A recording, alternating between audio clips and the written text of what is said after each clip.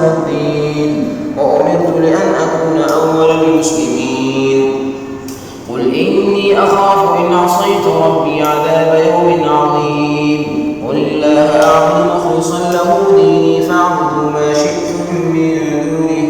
قل إن الخاسرين الذين خسروا أنفسهم وأهليهم يوم القيامة ألا ذلك هو الخسران المبين. لهم من فوقهم ظلل من النار ومن تحتهم ظلل ذلك يخوف الله به عباده يا عباد فاتقون.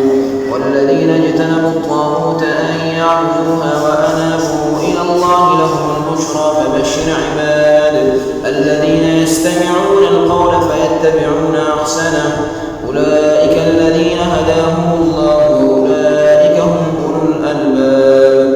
أفمن حق عليه كلمة العذاب أفأنت تنقذ من في النار. لكن الذين اتقوا ربهم لهم غرف من فوقها غرف مبنية تجري من تحتها الأنهار وعد الله لا يخلف الله الميعاد.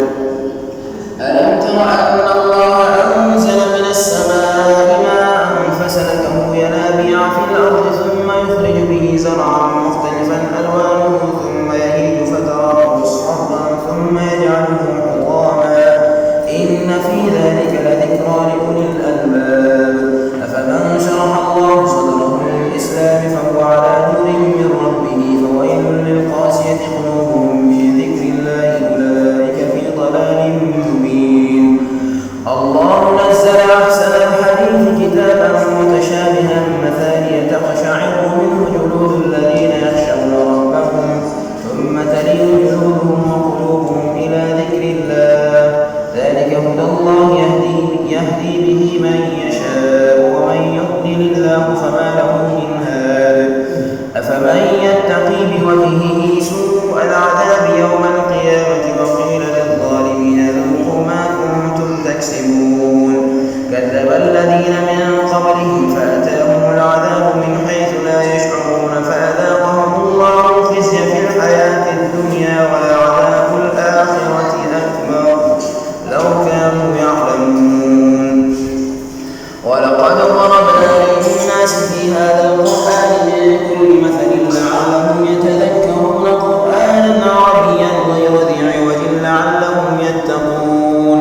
ضرب الله مثلا رجلا فيه شركاء متشاكسون ورجلا سلما لرجل هل يستويان مثلا الحمد لله بل أكثرهم لا يعلمون.